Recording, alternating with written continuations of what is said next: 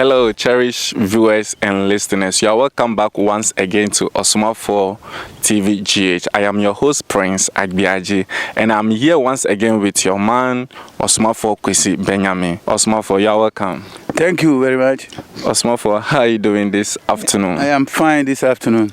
Osomafuo, I can see you are in black, and do you have something to say about what you are wearing because you are looking nice? Yes, thank you for asking this question.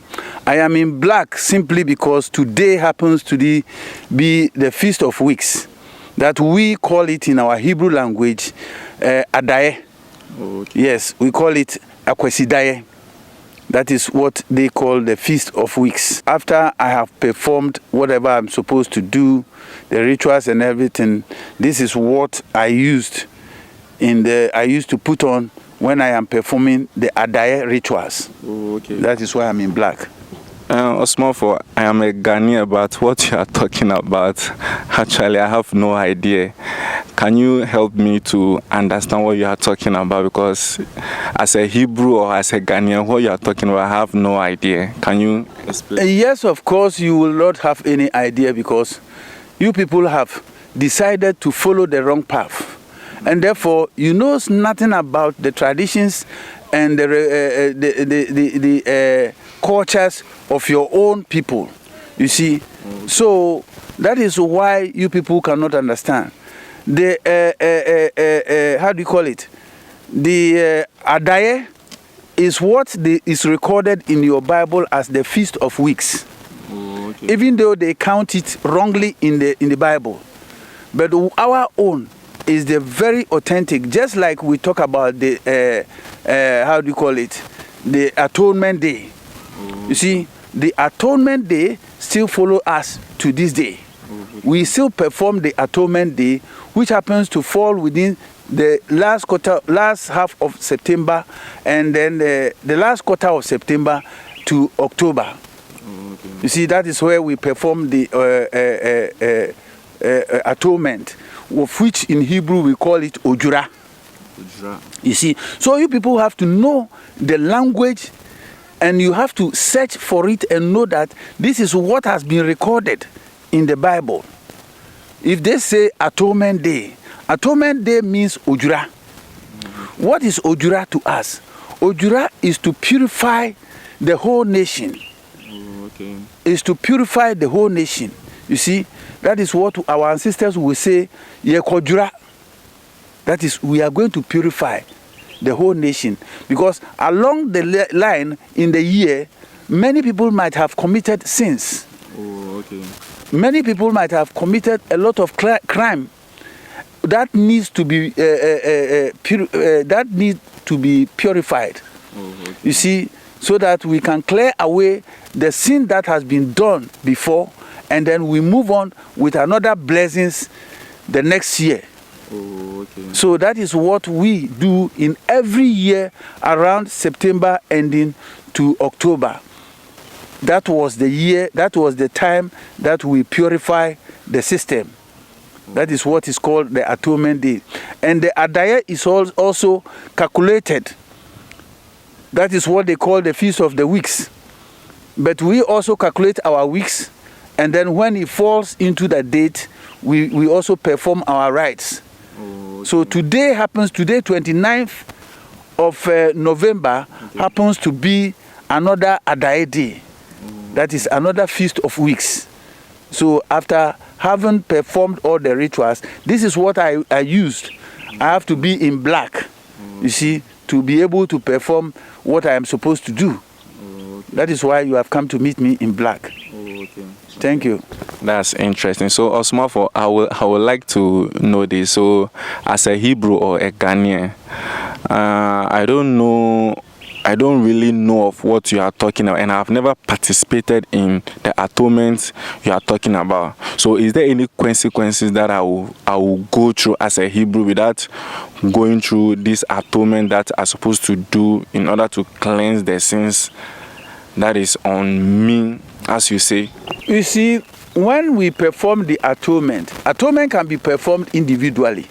But here is the case, this very one that we perform every year, is for the whole nation. Oh, okay. It is for the purification of the whole nation. You see, so each and every one who is part of this nation has been purified by the rituals that has been done by the chief and the traditionalist. Okay. Yes, so it covers the whole. That is what we have done. That is it. Okay. Okay. So, with what you are saying, I'm getting a little bit confused based on what I have been taught. So, then one will ask, why would Jesus Christ then come and die and use his blood to sacrifice, as we Christians say?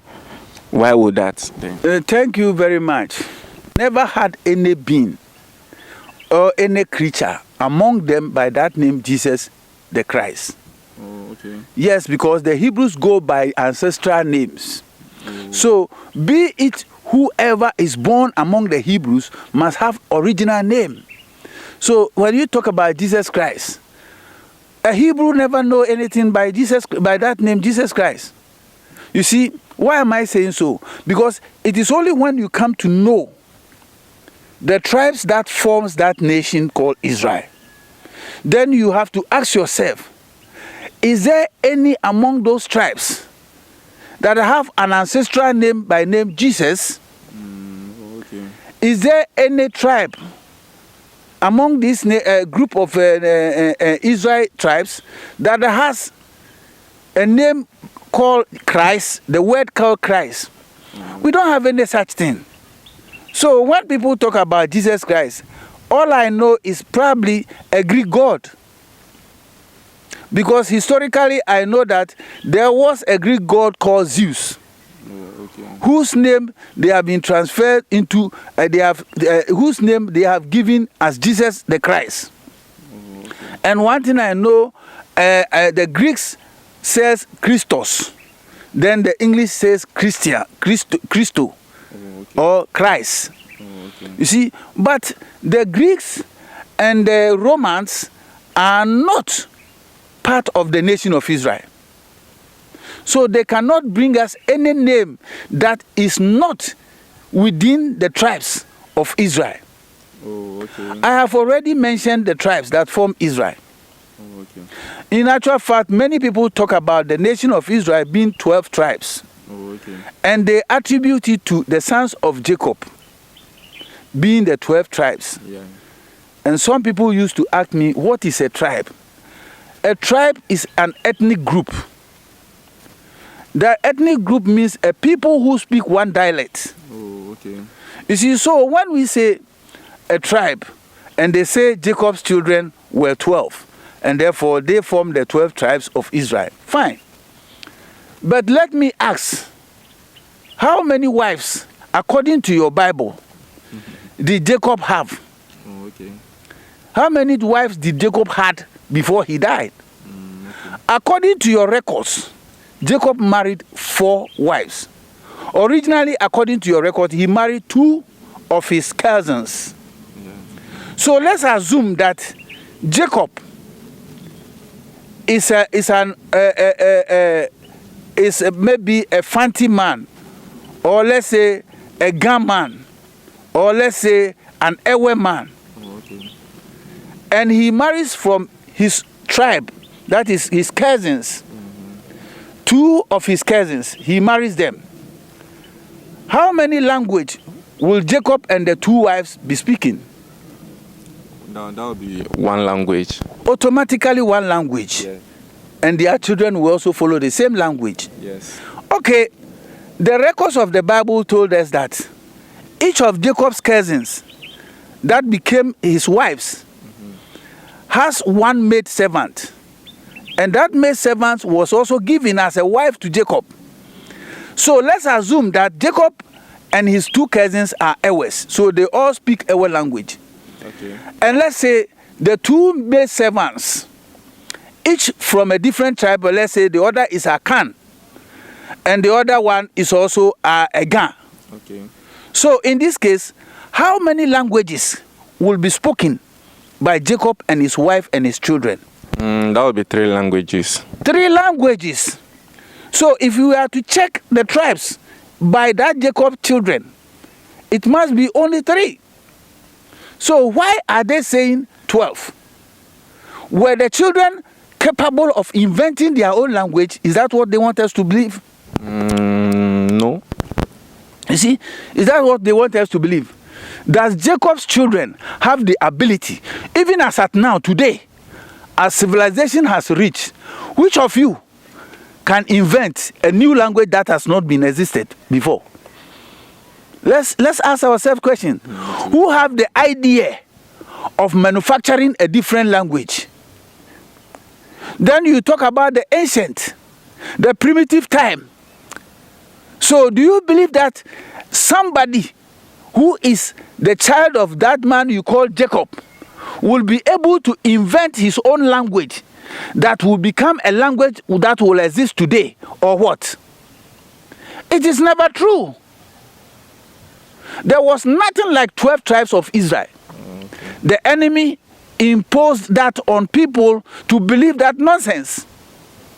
Sorry to say that, because it's annoying.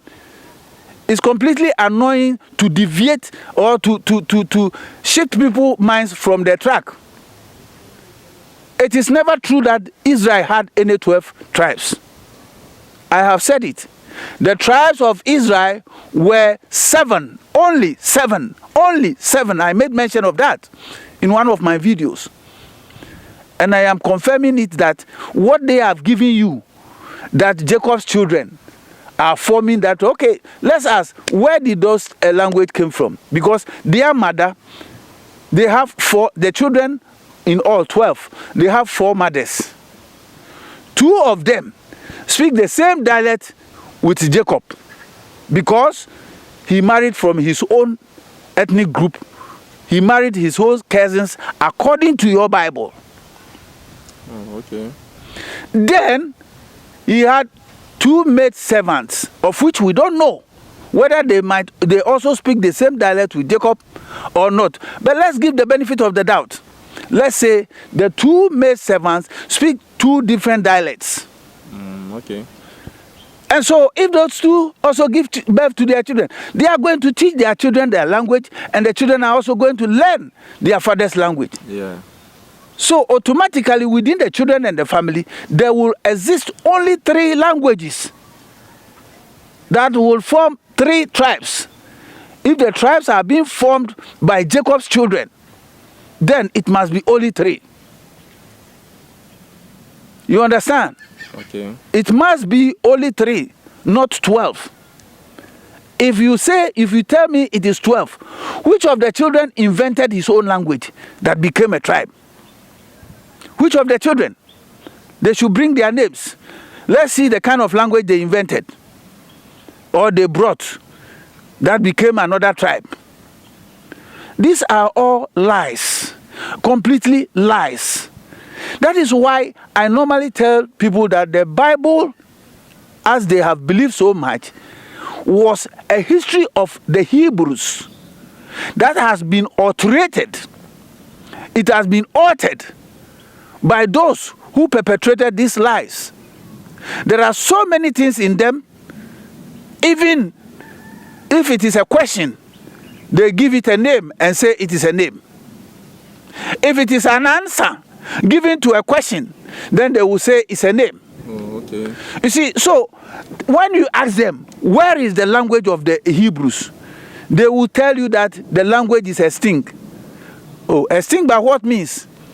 Does it mean the people are all dead? They died. And by what means? How did they die? Who killed them? Okay. Please let people know the truth.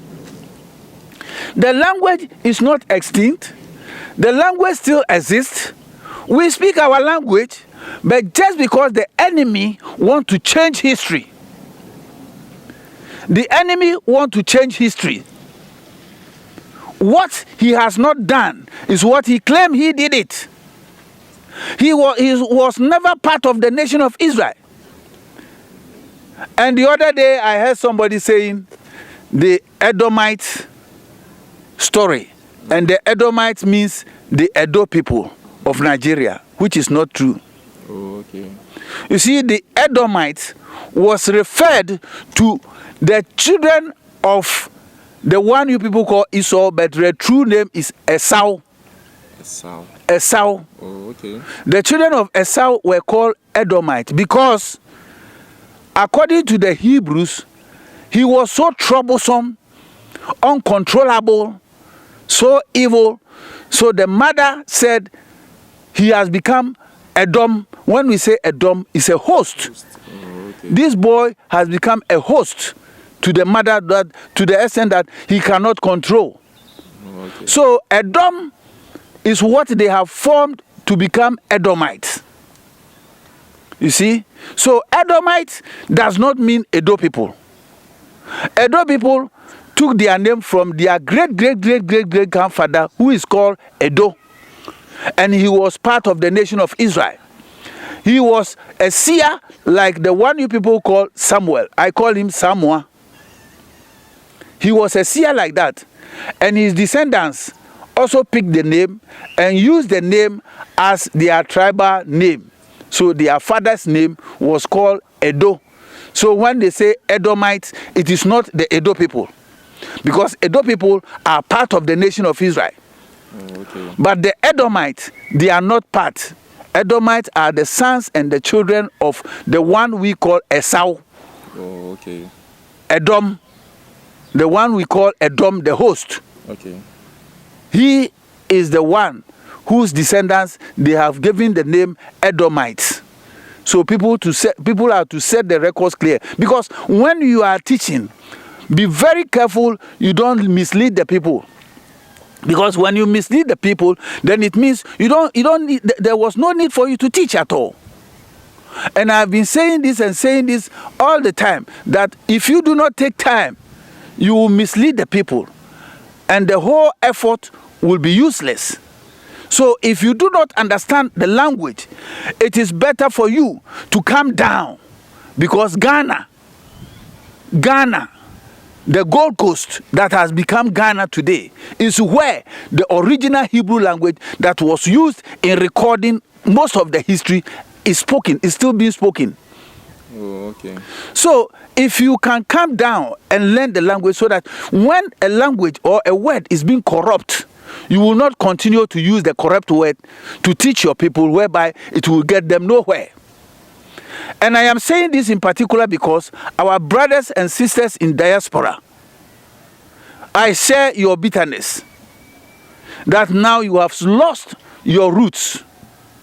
You have lost your tribes. You have lost your languages. Okay. But you see, you still have an opportunity. At least you know that from West Africa, that is where you were taken away. But don't rush to say you are teaching when you don't even understand the language, when you don't know the pronunciation of the correct language.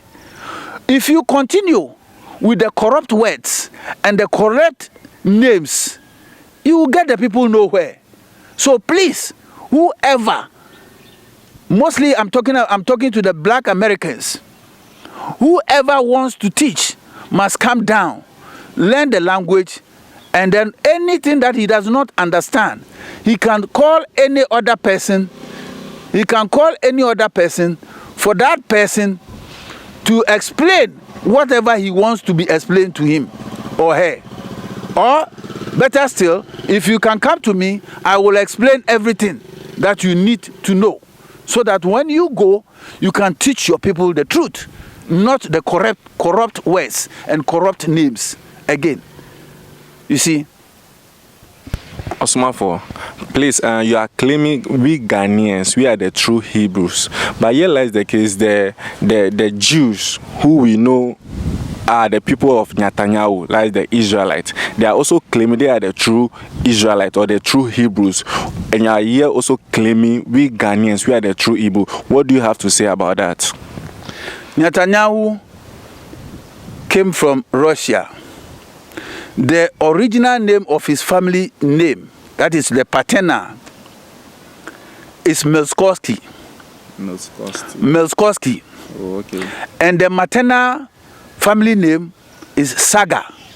Saga. Yes, it was his father who came and adopted that name Netanyahu, of which it does not belong to a Hebrew group, any Hebrew group. You see? So those people decided that they don't want to be Christians. Neither do they want to be Muslims. So they decided to choose to become Jews. And in fact, the nation of Israel itself, once again I'm saying it, were never a nation of Jews. Oh, okay. It was never a nation of Jews. And people call Jews as Judah. There was no word among the Israelites that was called Judah. There was no word, I repeat it. If there is any word, it has been corrupted, and the name originally was Yahudah. Yahudah. Yahudah, which means Thursday. Okay. That is why most people know that Yah plays an important role in the history of the Hebrews. Oh, okay. You see? So many people are saying God is called Yah. Many people are claiming that the energy is called Yah. But in fact, there is no energy that bears that name. And therefore, when they say Yah, they transfer the Yah as Yahweh, Yahweh, and then continue to claim that something is called Yahweh. You see, the energy, they don't have the actual names of human beings. Oh, okay. It is human beings that are forging to give them names. Oh, okay. But energies don't have any name.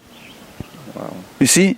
So we have to learn to know the truth and refrain from many doctrines, many theologies, many philosophies that is confusing human being on this planet.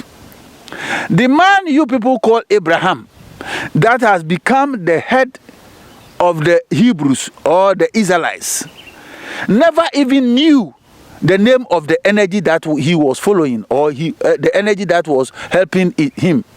Are you talking about the God we talk about? Yes, he never knew any name for that God or for that energy. You see, I have spoken and I have said it several times that he only hear voices speaking to him. Oh, okay. That man only hear voices speaking to him. A voice will speak to him and he will hear the noise. He will hear the voice. Do this, do that, do this, do that, do this, do that. Oh, okay. So he never saw any creature, be it an animal or a human being, but he only hear voice. So in his own dialect, that the white man has said Aramaic, of which the original word is Okre. Oh, okay. The original language is called Okre. So the white man says Aramaic. He does not know any God. He does not see any creature, but he hears voices speaking to him. And he said in his own language, Esse. Esse means word. You see? So in his dialect, when the word comes, he will go and report that the word has come again. The word has come again. And in his language, Esse anebe. Esse anebe. Esse anebe. That is what he says. And then when you transfer it to the account tree, that is the original Hebrew language, you will say Asem Naba. Asem Naba. That is the word has come again. Esse anebe. Oh, okay. So Asem was what they were using for him. Oh, okay. You see, a spoken word. That was what they were using, Asem. So it doesn't have any particular name that people have been fighting over, saying Allah here, saying Yahweh here, saying Yahuda, saying Yeshua, saying all sorts of names. You see, don't get confused, my brothers and sisters who are watching me. Just be straightforward and set your mind free from confusion and troubles that people are creating. In actual fact, everybody wants to claim he knows. But what you know may not be the truth. The truth is that man, in the end, you are here not to worship any deity. In every message, I will bring these words as an end. We are not here to worship any deity. We are here to practice, and therefore, in terms of practicing our righteous life, when we fall short of anything, we have every right to go and consult those energies that has not fallen short to help us understand, to help us know the way forward. That is all. Okay. That is all. So please don't get yourself confused by so many theories, by so many doctrines, by so many names they have given, Elohim, Jara, whoever they are. No. Don't get yourself confused. Please, don't get yourself confused. Because by listening to so many doctrines, you are confusing yourself.